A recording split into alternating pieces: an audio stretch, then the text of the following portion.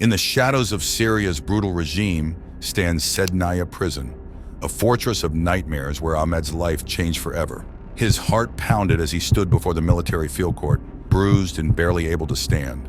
The trial lasted less than 5 minutes, a mockery of justice where torture-induced confessions sealed fates faster than the judge could bang his gavel. Guilty, the judge declared without even looking up from his papers. With that single word, Ahmed joined the ranks of thousands condemned to this place of hopelessness, where cold, unyielding walls hide stories of unimaginable horror, resilience, and the depths of human cruelty. This is not just a tale of imprisonment. It's a journey into the heart of darkness, where hope flickers like a candle in a storm, and survival becomes an act of defiance. Ahmed's heart pounded anew as the truck rumbled to a stop at Sednaya.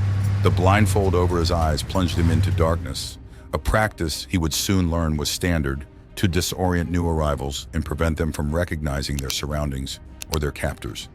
The sounds, the shouts, the screams painted a terrifying picture. As rough hands dragged him from the vehicle, he stumbled into what the guards chillingly called the welcome party. For hours, fists and batons rained down upon him. Electric shocks sent his body into spasms of agony. Through it all, Ahmed clung to a single thought: I am still alive. Little did he know, this was merely the beginning of his descent into hell. Days blurred into weeks, weeks into months. In the cramped, overcrowded cells of Sednaya, Ahmed learned to navigate a world of perpetual twilight. His eyes, once accustomed to the Syrian sun, now strained in the dim light, developing an acute sensitivity that would haunt him long after his imprisonment. This adaptation to darkness became both a survival mechanism and a form of psychological torture, heightening every sense and amplifying the constant atmosphere of terror.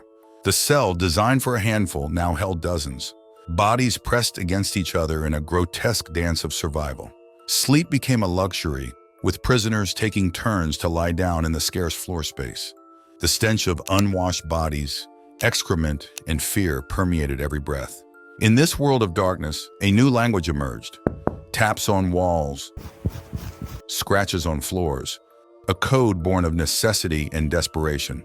Ahmed learned to listen, to feel the vibrations that carried messages of hope, warnings of impending torture sessions, or simply reminders that they were not alone in their suffering. Tap, tap, scratch, scratch. A message from the cell next door.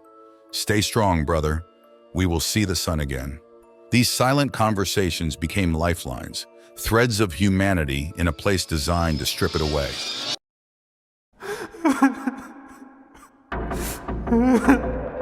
One night, a new prisoner arrived, his eyes wild with terror and his voice a broken whisper. "The furnace," he muttered, rocking back and forth. "They're burning bodies. So many bodies. I saw it. I smelled it." He described an industrial inferno, its door glowing red hot, and the sickening, sweet odor that clung to everything nearby. "They bring them in trucks," he continued, his voice cracking. "Dozens at a time, some still warm." The revelation sent a chill through the cell. This wasn't just about imprisonment or torture, it was erasure. The furnace, later confirmed by satellite imagery, became a symbol of the regime's determination to obliterate not just lives, but any evidence of their existence. For Ahmed and his fellow prisoners, it added a new layer of terror to their nightmare. Every distant mechanical sound now carried the question, were more bodies being fed to the flames?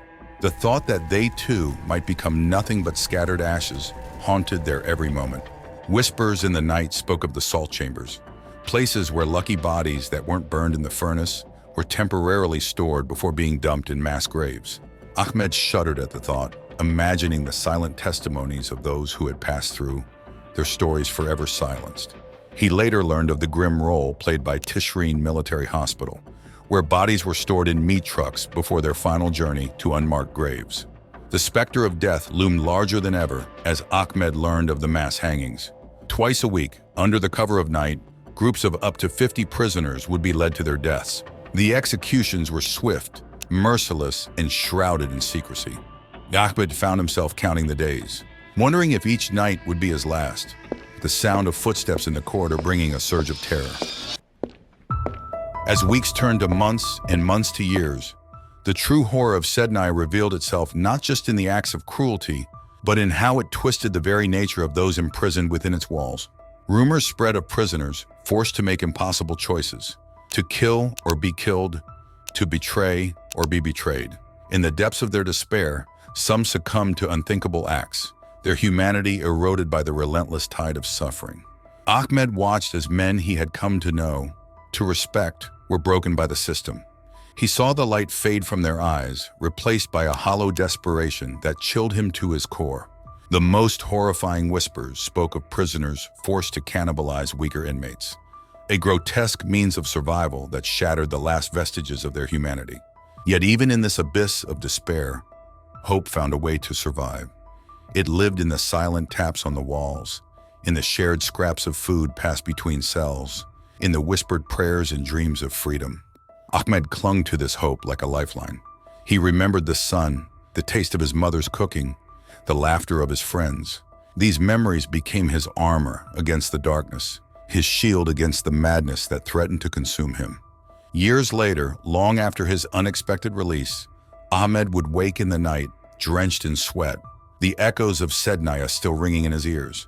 The physical scars had faded, but the psychological wounds ran deep. He found himself flinching at loud noises, struggling to trust, to connect with others.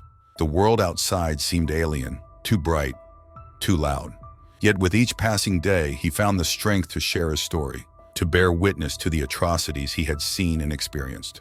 Memories long repressed began to surface as Ahmed participated in efforts to reconstruct the prison's architecture through interactive documentaries. The process was painful, but it allowed him and other survivors to provide detailed accounts of their experiences, piecing together the full extent of the horrors within Sednaya's walls. Ahmed's tale is but one among thousands. The halls of Sednaya still echo with the cries of the innocent, the voices of those who may never see freedom again. International organizations have called for investigations, for accountability, but the wheels of justice turn slowly.